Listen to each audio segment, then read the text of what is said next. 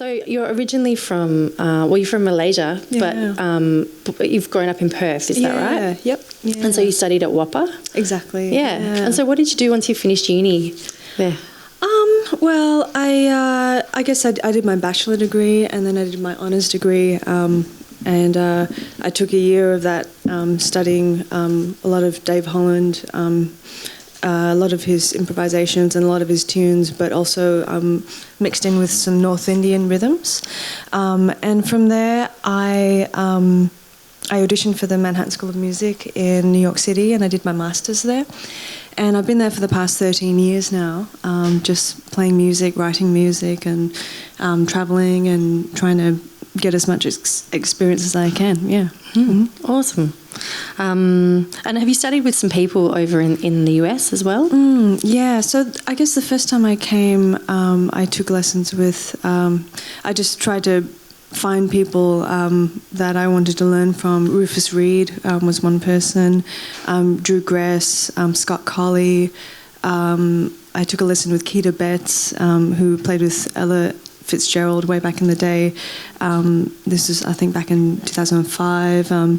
I took lessons with John Riley, a great drummer, and he was also on faculty at Manhattan School of Music, so I kind of continued that when I went and did my master's. There were a whole bunch of people. Greg Cohen, who was really helpful, and I still kind of consider a mentor, throughout my career. And a lot of great people. Yeah, oh, that's so cool. Mm-hmm. I find, like, with my own stuff, when you're studying from people, you pick up different things along the way from different people, and I think also part of it is sort of the community that you have around you. I think a lot of my friends, I learn a lot from them about music and stuff. Have you got like a community over there that you've sort of managed to build with people that you've learnt things from, and who are some of those people that you find the most stimulating, I guess?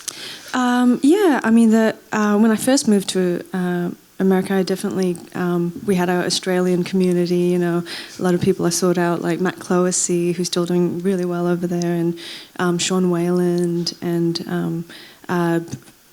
Nikki Perrott, the first time I went over there. So they were really helpful. Nadia Nordhaus, they were really encouraging and really helped with the whole transition, But also just there are a lot of people that you meet when you're in a circle of in a school environment too. My husband, who has been super sort of supportive and a big inspiration too. We talk a lot about music and we write together, and we've done a lot of things together. And then just in general, I think being active and going out to jam sessions, trying to get over that fear of not knowing anyone and just being like, okay, well, I'm going to do this even if I get vibed, or, I think I know how to play, so I'm going to get up there and just sit in and see what happens. And I'm really grateful for those experiences, just putting yourself in that situation, being just kind of proactive, and then you actually end up meeting a lot of people through that, those experiences, and you find that not everyone is trying to vibe you or anything. There are really great people out there who just want to play and want to play with you and learn with you, So, and I met a lot of people just in the general jam session scene at Smoke Jazz Club uptown and Cleo's, and also just keeping an eye out for various programs, like there are all sorts of great programs out there. Banff in Canada, the Betty Carter Jazz Ahead program, which is in Washington, D.C. And a lot of these, like, you just apply for, you submit an application, you might pay a small application fee, but it's all worth it just to, if you're a budding musician and you just want to learn and grow, go for it, keep an eye out for those opportunities, yeah. Mm-hmm. So with that's all excellent advice, I would say. So with I know you've pretty much achieved what I think a lot of other musicians or young musicians who are at uni now pretty much want to do, I would say. So you, not just bass players, so you've sort of finished uni and managed to sort of crack the New York scene and playing with, Pat Metheny and amazing people like that, which is incredible. Are there any other, like when you first got there, how did you sort of ingratiate yourself? Like were you was it, studying that helped you sort of just be there for a couple of years? I know some people that have they keep going over and coming back, or they just take the leap and they get rid of their place here and they just move there and hope it all works out and stuff like that. In my mind it was just a matter of I just want to learn. At first it wasn't, I never really thought all right, I'm going to live there, I'm going to make a name for myself. It was just a step-by-step thing of, okay, well, I would really learn to, I would really want to be a better bass player. I want to be a good side person and be able to be ready for almost any situation. So that requires, okay, maybe going over there and doing my masters, but also just getting on the scene, putting myself in these different situations and evaluating which ones will be helpful in that goal, of having good experiences to make me stronger, a better musician. Having these kind of short-term goals and then, slightly longer term kind of helped me formulate a lot of that, and and even trying to mix that in with general life goals too, which isn't easy. I think anyone that's dedicated to the music or even whatever career that you choose to pursue, that's always a balance, because there's only enough time for so much, So just in general, just having a lot of those kind of goals laid out in certain ways helped me just kind of navigate, well, this is what I need to do for now, and we'll see what happens, what that leads to. And it wasn't so much I need to make it, or this is, it was like, okay, how do I become X? How do I fulfill this? Because at the end of the day, I think these kind of external goals, these external benchmarks sometimes are a little arbitrary in the bigger sense of things, because if you're constantly looking for that external gratification, it's like, what else do you have, So just having some sort of sense of self, I think, is a good thing to try and cultivate. What are you here for? What do you stand for? And how are you going to bring that to the table? When it comes to playing your music, putting out your music. Yeah. Beautiful. That's so cool. So I've been checking out your music, especially in the last few weeks, because I knew I was going to be picking your brain a bit. And I can totally hear all the Dave Holland influences in there, which is so great. Are there any other influences? You were talking about is it East Indian rhythms? North Indian, North Indian rhythms that you've put in there as well. So are there any other influences that you've consciously put in there, or in your writing? Yeah, I mean, there's specific things that I've tried to explore within the writing, and I hope that things kind of translate in and out of my playing as well, But I mean, specifically with this group that we're performing with tonight, Aventurine, it's I tried to explore all sorts of avenues that I didn't really explore before, some kind of polytonal aspects and using melody in various keys and canonic repetitions to kind of make a weird kind of whole, from all of these different seemingly disparate things, so I checked out, as far as the string writing went, I checked out a lot of fundamental string quartet writing over the years, and everything from Haydn to Beethoven to more Bartok-inspired things, and even just how that was kind of put in with into the context of jazz and improvisation, stuff like Andrew Hill, his music with string quartet, and the groove aspect as well, incorporating that in with the rest of the band. So that's kind of some of the stuff that I explored with the writing aspect, and with the vocal writing, it was kind of a series of different avenues, checking out some Arvo Pärt, Magnificat, and Ligeti, Lux Aeterna was something that inspired me a lot. And just trying to be open to all sorts of different music, and trying to explore and get deeper into things that resonate with me. And and I kind of feel like the more and more you listen to that, and the more and more you check out scores, the more and more it'll kind of hopefully get into your playing too, or affect the way that you compositionally approach your improvisation as well. You know, I think that's why it's helpful for me to write, you know, to write music. Also, being in that composer role helps me as a side person. You know, you internalize music quicker when you kind of ask yourself, what is the composer intending here, and try and find the rationale behind the composition, and be able to kind of relatively quickly see the logic behind it, whether it be in terms of form or key or melody, you know. So, and I tell a lot of my students too that if you want to be a strong side person, you have to internalize quickly, you have to digest music quickly, and if you take that viewpoint of that, being able to put yourself in that position of a composer and analyze and really digest that music in a way that's more than just, all right, you've been hired to do X gig, here's the music, play it, okay, good, you know. It's a little more than that. So trying to maybe approach it in a more holistic way, you know.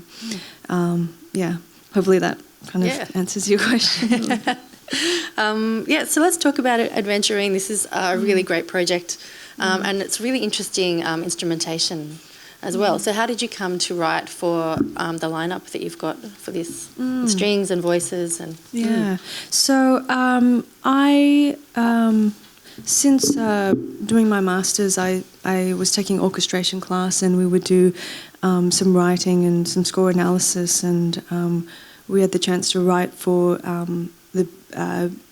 the Manhattan School Philharmonic, which was the big band as well as the augmented strings and woodwind section, and it was always something that kind of I was interested in.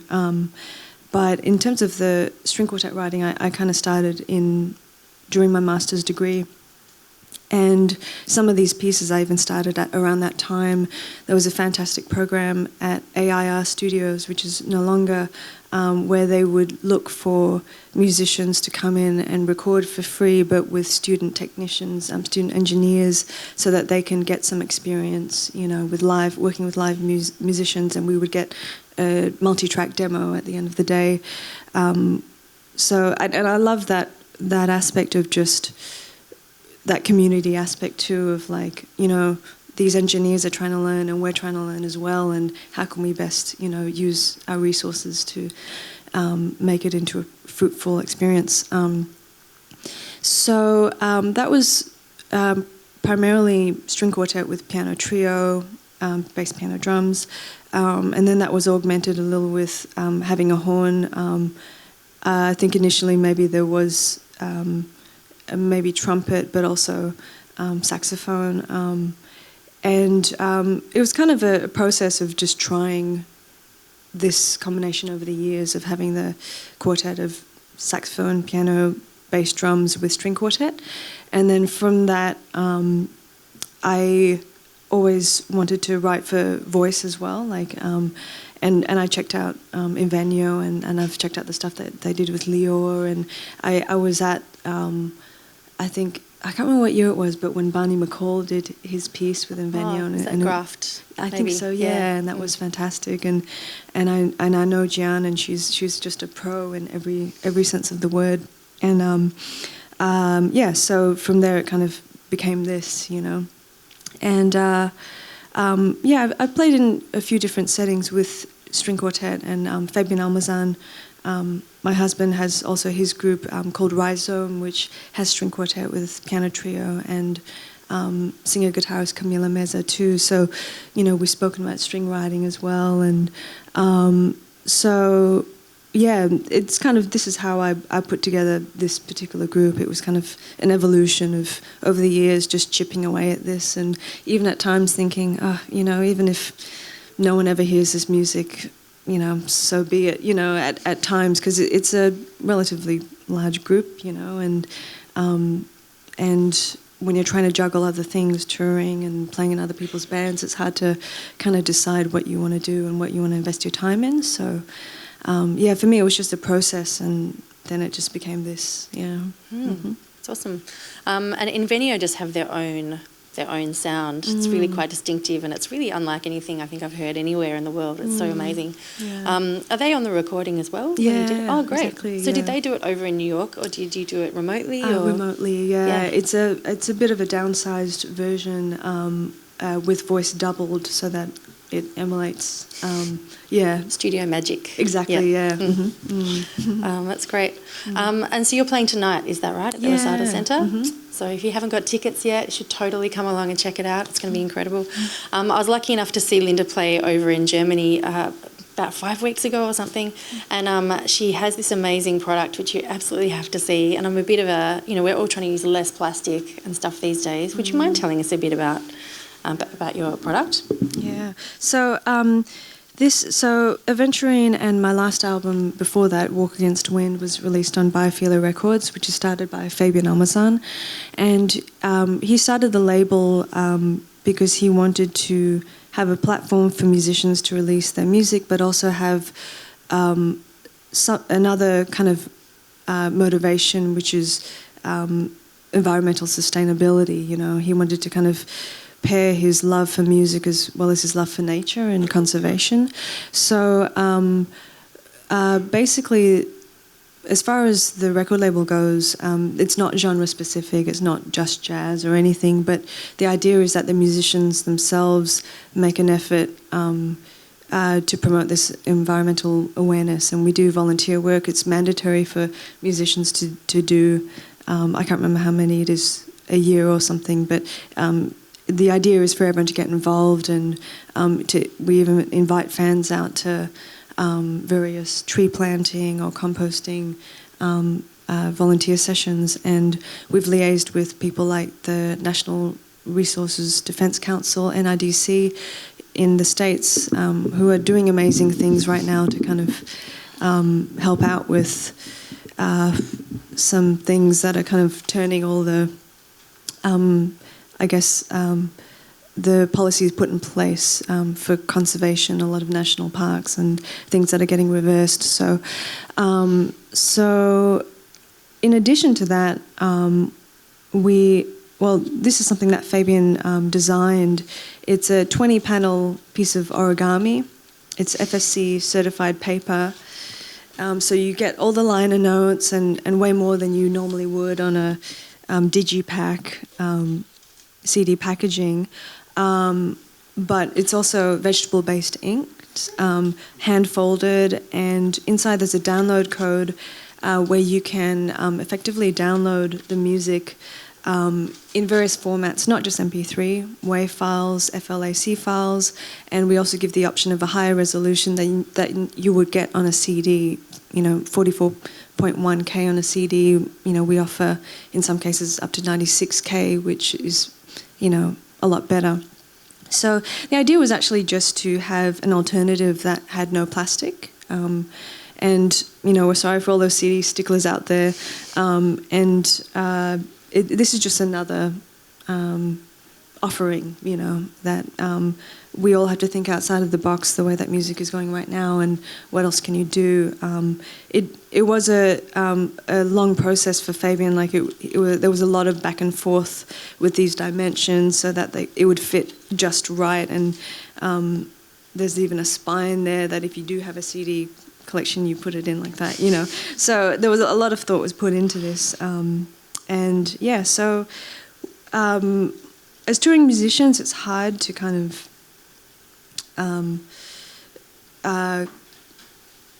incorporate this environmental awareness. I think sometimes it's important to almost everyone that I know, but we travel a lot, and there's constant plastic water bottles everywhere, and we have mandates in our record label that say that musicians, we try not to use plastic bottles on stage, carry on water bottle, even little things like that, just to get that happening, and it's nice traveling and seeing where around the world do people kind of really pay attention to that kind of that conscience, that environmental conscience, and like just little things like flying on Virgin, and they ask you to reuse your cup. Like I was like, that's just in so many places it's not even a thing. You just more and more cups, and yeah, just little things. I think it's a good thing to get it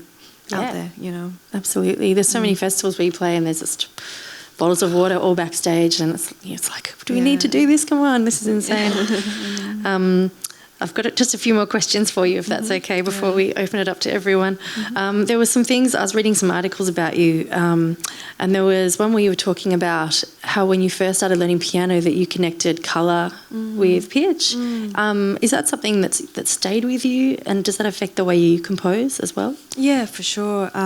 So I started with the Yamaha music method. I'm not sure if anyone has studied using that, but when I first was learning piano, we were kind of encouraged to associate tones and music and pitches with emotion and colour. And my sister, we all kind of associated pitch with different things, but my older sister, she associated I can't remember what the exact pairings were, but F was like purpley, but like a maternal figure, and D was like a young boyish figure, which I found was really interesting because I don't really have those personas attached to the notes. For me, it's more just color specific, and I'm not a synesthete. It's just more like a feeling,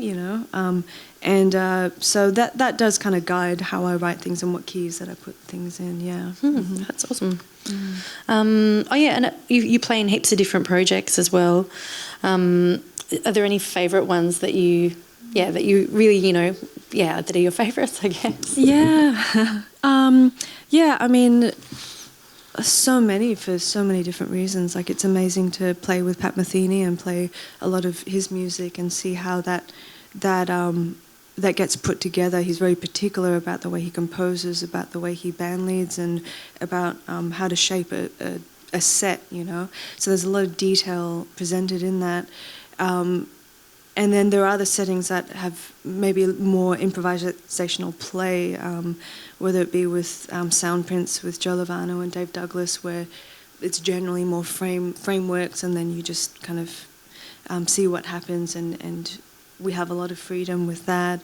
Playing with my husband and his trio and his larger group, it's just different, having different approaches when it comes to improvising, like when it comes to different generations of musicians too. It's very different playing with someone like Henry Cole as opposed to Joey Barron in sound prints, when you've got like about 30 years difference or so, So each setting kind of brings a different challenge, and I always find it invigorating no matter what. It's always important to kind of be aware of what you can bring and what your situation can bring to you, and yeah. So you've recently started playing with Pat Metheny. That's so awesome. What was that like the first time you guys played together, and how did you end up? How did he find you, I guess? Yeah, so I met him in 2013 at the Detroit Jazz Festival, which is one of my favourite jazz festivals. It's huge, and there's so many stages going on, and it's completely free, so people are just walking around, going wherever they like, and there may be some ticketed events, but for the most part it's just a really nice community. And we were actually playing on the same stage, I think before Pat's group, the Unity group at the time, and I was playing with sound prints with Joe Lovano and Dave Douglas, and I met him briefly backstage and we chatted, and he was very nice. And then 2 years later, I was at the same festival and he was an artist in residence. And I was just backstage. I did a set with Anat Cohen, and I was watching some friends play with Rudrish Mahantapa. And I was just hanging out, and Pat often comes early before his shows just to warm up, and he was playing with Gary Burton after that group, and he was like, "Oh, did you ever get my email? I wanted to play." I'm like, "No, here's my email." And then he lives not too far from me. He lives on the Upper West Side. I live up in Harlem, and we got together and played duo and then trio with Antonio Sanchez, and then that was it. Yeah. Yeah. That's so awesome. Well, Oh my gosh, that's great. And have you guys done a recording as well? Yeah, we recorded in 2016. This was primarily quartet with Antonio Sanchez and Gwilym Simcock from Britain on piano. But also there's all sorts of arrangements and LA Philharmonic overdubbed on top of that, arranged by Gil Goldstein. So I'm not sure how much I'm allowed to talk about, but I'll have to keep an eye out for it. Yeah. Okay, yeah. So I think I'm pretty much run out of my full-on interrogation. Maybe we can open it out to the audience if anyone has any questions. Yes. I'd love to hear a bit more about your early musical experiences. What was the spark that sort of got you going on jazz and improvisation? Yes. So I started at 4. I was learning classical piano and doing the Yamaha music method, and my sisters and I, we all have a kind of some classical music education, more as a backup in case things didn't go well in medicine or law, you know. So from that time, it was kind of transitioning from piano through to clarinet and bassoon, and I was actually really inspired with the bassoon, and that was actually something that I took very seriously, and even thought about taking that as my degree at UWA at the time. A couple of things kind of stirred me into jazz. First of all, I was playing bassoon in the West Australian Youth Jazz Orchestra. So this was as part of the woodwind section, in addition with the big band and the small string section. And so I got to go every week and play in these amazing rehearsals with a lot of budding whopper composers and great musicians behind me in the big band, and just watching some of these musicians in that band and really wanting to know more about improvisation. And I would turn around and Dane Alderson was on bass, who's now playing with the Yellow Jackets. Matt Jodrell, who lives here now, was playing trumpet, you know. And it was really inspiring to be studying mainly classical music, but to have that other side presented to you. And there was a healthy jazz scene with the Hyde Park Jazz Society, and I would go check out some of those gigs and the Fremantle Jazz shows. But I was an uncle of mine gave me a electric bass. It was a Proax, I think it's a Korean brand, and just a 4-string electric bass. And I started to teach myself a lot of bass lines and just transcribing Led Zeppelin, Rage Against the Machine, Chili Peppers, and I wanted to be Flea so badly. I even like glitterized I lacquered my bass with like this glitter stuff just so I could be Flea. And we had a garage rock band called E-Day Fix, and we recorded our own EP and tried to write songs and played covers. And then I started playing the school jazz band, the stage band, and from there it was just, I really wanted to know more about improvisation, and I just kind of took a leap of faith and went to university and studied electric bass, switching to upright bass. At the time, throughout high school, one of my older sisters, she had a very eclectic music taste. All sorts of CDs, John Zorn to Michel Ndegeocello to Faith No More, Phantomas, you know, Primus, you know.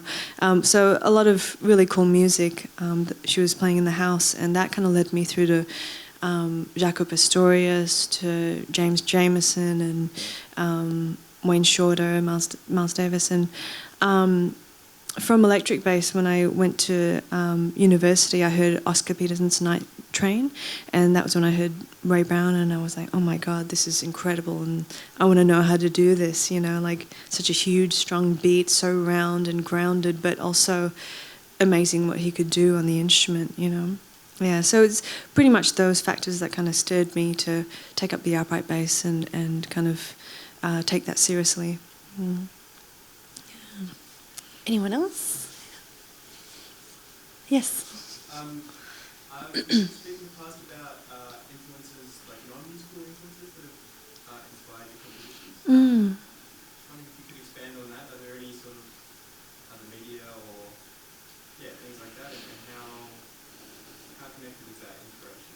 Yeah, I think it's really connected because ultimately, when we don't exist in a vacuum as just musicians, just in a practice room, and that's it. There's all sorts of external things that affect us, and on a bigger picture thing. So, there are various themes that I consciously and maybe not consciously put out there in the writing and in the playing, but I'm inspired by a lot of people who have been huge influences in my life, whether it be family, my sisters, who are incredible people, incredible humans, and great at what they do, and great mothers, and that inspires me to be better, and strive for better. A lot of things inspire me from just even it be things in the news, things current events that inspire me to write certain things and explore certain themes, whether it be of community empathy or just getting certain stories out there that I think are valid and need to be explored. So it's hard because I think a lot about the technical aspects of music writing and playing music, but it's important to not to let that be the only thing that drives me, So it's kind of a push and pull between things that inspire me and how I want to get that out there, and these stories that I want to have out there, That's important to me. Yeah. Yeah. Mm. Are Yeah. there any particular themes that you were thinking about with the adventuring? Yeah, so, there are a few songs. Rest Your Weary Head comes in two parts, and it features the Invenio Choir.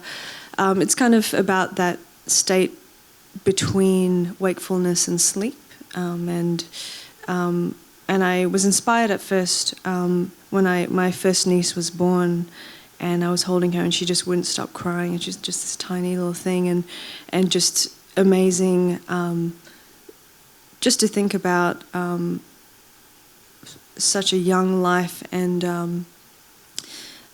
what it would be like in the future for her, getting to sleep, and with all the anxieties and worries that we all have, day to day, and the actual the piece was kind of made to kind of emulate that feeling of not quite reality, not quite sleep yet, and Invenio did a fantastic job of the way that they improvised over it, this kind of really eerie but warm, close feeling of just falling asleep with all those anxieties and worries and just having to let go, and that kind of evolves into some collective improvisation, but then is kind of grounded in this kind of slow-moving canon, So there are kind of aspects of that I like to explore, a lot of it to do with psychology and mental states, which is I think it's a good thing to talk about, and I'm glad that people are kind of a bit more open about that. I feel like as time goes on, and also just themes of empathy and looking deeper past the superficial. This is just from a previous album. Speech Impediment was a song that I wrote that was more about, it's a fictional story about a man who loves a woman and he can't quite tell her because he's got such a bad stuttering problem. But it's about just overcoming that and looking beyond what's on the surface, So those kinds of things are important to me. There's one particular song, Broom We Are Here, which features just the string quartet, and it's based on the signing of Indigenous elder Dickie Chai from Broome, Western Australia, and that's a place where my sister and her husband lived for several years. And the video itself that I based this writing on was part of a bigger project called Broome We Are Here, kind of to highlight the rich history of Broome and highlight some of the locals that live there. I feel like sometimes, especially as a touring musician, like you're kind of in and out in a way like a tourist, you know, and I always make it a point to get to know locals and think about, you know, who we are just when we come in as an outsider, you know, and just being respectful as an outsider, not just imposing yourself, you know. So, I don't know, so some of the themes in there was kind of more inspired by that storytelling and that rich cultural history and yeah, writing this, the strings to correspond with Dickie Chai's hand gestures, signing about his experience in the pearl industry up there. Yeah. Yeah. Any other questions? Yes. So you've heard a lot about your influences. Hmm. I was wondering if you could talk about how to differentiate between influences and developing your own identity as an artist, especially in music education and being a young musician. Yeah, that's a great question. Yeah, it's something that I reflect a lot about, and I think that musicians should be aware to a large degree on that when you're studying something, how much respect that you're paying to whatever it is that you're studying, and in a way that isn't just blatant plagiarism, you know, if for lack of a better word, because I feel like there's just so much out there, and you can transcribe, you know, so many solos, you can transcribe so many tunes and try and get a voice, and I think it's a good place to start is to explore what's already been done, you know, and learn skills from that. But, you know, one thing that I see happening a lot is that a lot of people are transcribing, a lot of people are emulating, but there's not a lot of crediting going on, and I think it's really important if you are a musician and a music student that you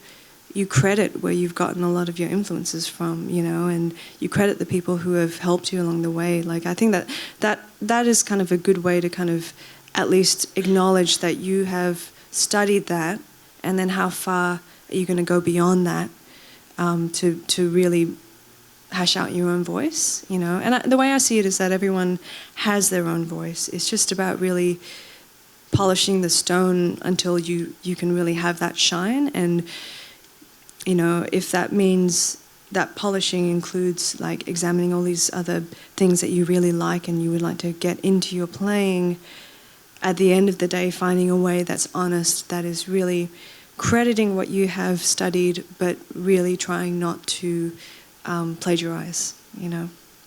Yeah, I don't know if that helps. Yeah, and also just a big thing is trying not to succumb to peer pressure, you know, like people tell you, oh, you got to check this out, or this is hip and this is not. And it's like, well, you know, some of the best musicians out there, the most amazing composers faced ridicule, you know, when they first came out with some of the music that they wrote, you know, and it's, so don't succumb to that if there are certain things that you feel strongly about, you know. Yeah. Yeah. Mm-hmm. Did you, so when you were blending string crystal latest album, and blending that kind of those influences of classical and jazz, were there any particular challenges that you came across in that process? Yeah, I mean, definitely getting to know string writing and certain things that lay well on the instruments, and just, you know, there were definitely books that I checked out and scores that I checked out that kind of informed me on what was kind of possible in terms of double stops and some things that you write, like although all the books tell you that, yep, that's totally going to work and this is going to work, sometimes really doesn't, you know, and it kind of depends on the situation. So, and also the plays that you have. So I feel like a lot of this music, some of it, which is like, has been like 10 years in the making, has been kind of slowly evolving to kind of get over some of those humps, you know. So a lot of it has to do with just trial and error, you know, even though this score looks like it should be totally fine, there are just certain things that you just never know aren't, you know, are going to line up. Also rhythmically, you know, it's with having a string quartet of maybe primarily classically trained musicians, and rhythmically having that really gel with other more jazz-oriented improvising musicians. It's definitely a challenge, and so that means that, I mean, you might want to find particular players that will help make that gel, or a big thing I think is as a composer, try and notice these things that make it difficult and try and make things a little easier whilst also challenging musicians, and maybe being a little selective of the repertoire when it comes to having different musicians play. Like the Flinders Quartet, they're just doing such an amazing job. We had one rehearsal yesterday, and they've had the music for a little while, but it's not easy music for them, and they've just gone in there with this fantastic attitude, and in a way that I haven't really had to shift a lot of the intention, and even though they don't generally improvise a lot in what they do, like they've come in with this attitude of, let's do this, and I really appreciate that, and if that doesn't happen, then it's, as a composer, you need to make that executive decision of, okay, this is not going to work, let's do this, how can we make this work in such a short amount of time, Have you got the full choir within Venio? Like how big? Yeah, it's it's a a 10-piece choir. Yeah, awesome. Yeah, essentially it's eight parts that I've written. Yeah, but yeah, so 10-piece. Yeah. Did it change your approach? I know sometimes when I'm writing for something specific, you can do certain things that, like within Venio, I imagine that you can write for them in a way that you probably couldn't write for most or pretty much any other choir in the world, unless it was like Theo Blackman or something like that. Has it changed your writing for this project, do you think? Yeah, I mean, I feel like it's. First of all, it's rewarding to write for a group of this size, and it's addictive, It only makes me want to do more of it, I think in general, with the vocal writing, the parts definitely aren't easy, but they, in Venue, they really went in there with a fantastic attitude of just, especially with Gian, she's generally willing to take on anything, that you throw at her, and I think, it's true that not all vocalists would be able to approach it in the same way, and I don't want to write in a way that's still not challenging in certain ways, but I feel like for me it's just kind of it's another experience that I have that I'm gonna kind of figure out how to balance the more and more I write for groups this size and for vocal groups, and yeah. Any other questions from the audience? Of course. It's about the foldable. Yeah. Is that something? I know there's a lot of work to design that. Will you make that available for other people who would like to use a design like that? Yeah, at the moment it is patented, just because, and we have had some pretty notable inquiries from places, but it's and from musicians and other artists. At the moment, I think that's something that you maybe have to discuss with Fabian in terms of licensing and the legalities of it. But it was something that he felt was necessary because, just in terms of ownership, But I think people are thinking outside of the box a little more, yeah. People always talk about having alternatives and how we've heard so many people say, "Oh, I always wanted to do that," and it's like, yeah, it just takes a lot of time, to figure it out, and yeah.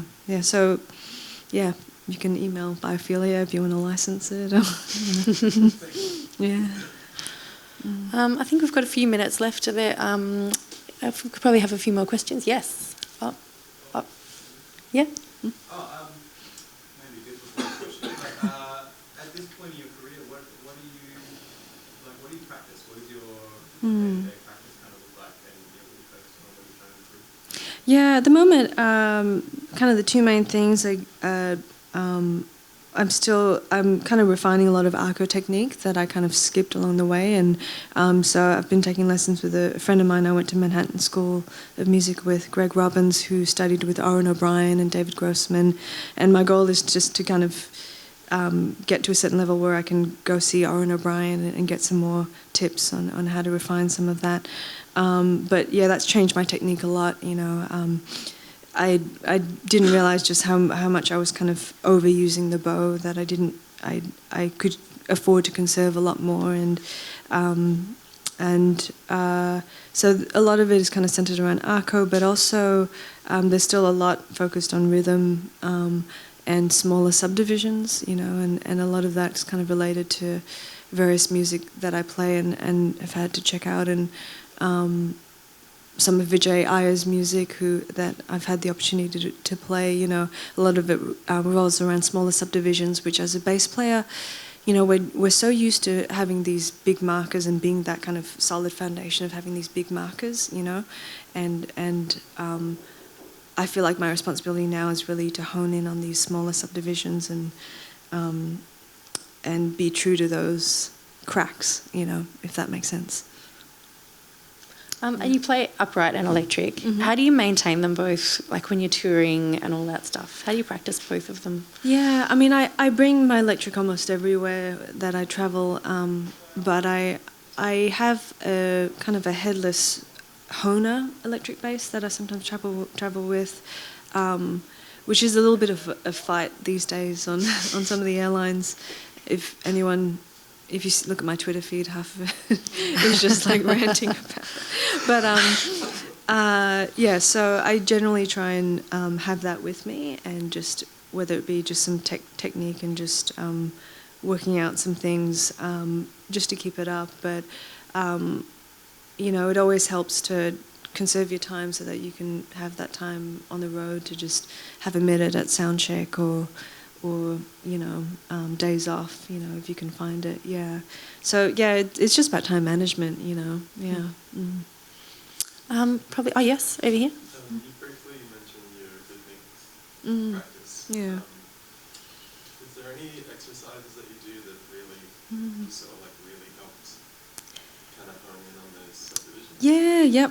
So a lot of upbeat oriented things, you know, like and putting the metronome on places that are more perceivably as weaker beats, you know, like if you have the metronome going like ga ga ga ga ga ga ga, having that beat ga ga ga ga ga ga ga ga ga ga ga ga ga ga, and trying to play melodies and improvise with that upbeat, and then slowly having the metronome up, so it's like ga ga ga ga ga ga ga ga ga ga ga ga ga ga ga ga ga ga, you know, things like that. Putting it on weird kind of across the bar line things, dotted quarter notes, so that you can, so you'd be like ga ga ga ga ga ga ga ga ga ga ga ga ga ga ga. A lot of clapping and singing is good too, and yeah, challenging yourself and trying to feel these odd kind of places so that you can kind of get in there. Yeah, yeah. It's helpful to sometimes just to maybe even stick the metronome on and make up your own things of where that metronome is going to lie. You know, not just on beat one, but on every seventh beat or something. You know, yeah. Cool. Anyone else? Probably maybe 2 more questions, I think. Or no more questions if we're all... Oh, yep. Just about what you compressed into this check it out when you talk about hiding the backstop and backup and what you talked about some of the facets of musical inspiration for you, which you warned against plagiarism, but how does checking out someone else's composition, how does that inspire you? How does that work? Well, I think it's important, first of all, when you check out the music to listen in a way that you can kind of pinpoint the things that you like about it and that move you, and you're listening critically in a way that it's not just, oh yeah, I'm supposed to know this stuff. I'm just going to take X from that. It's like actually listening in an active way that is like, oh my gosh, that's really cool. How do you do that, and how can I incorporate that in my piece or something similar? Whether it be like say something like the Lux Aeterna, Ligeti. Like Ligeti was so great with the way that.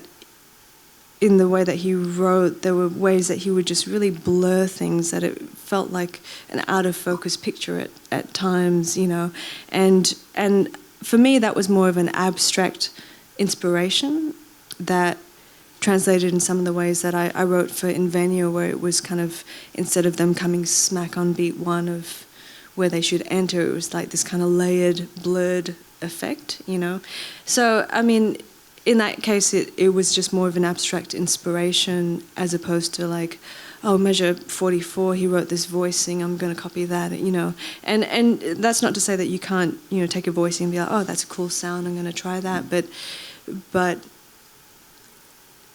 I think there's a certain point where you just have to kind of self-assess and ask yourself what moves you, what doesn't move you, and how am I going to pull bits of things to in a way that's kind of honest to myself, while still crediting where you got some of this inspiration, And I think it is really important to credit and to be honest about where you're getting what you're checking out and tell people, and it's, because we're all kind of helping each other, we're all studying similar things, and does that make sense? Part of what you do is you distill through listening, analysing, you distill to answer the question, what is the method this composer used?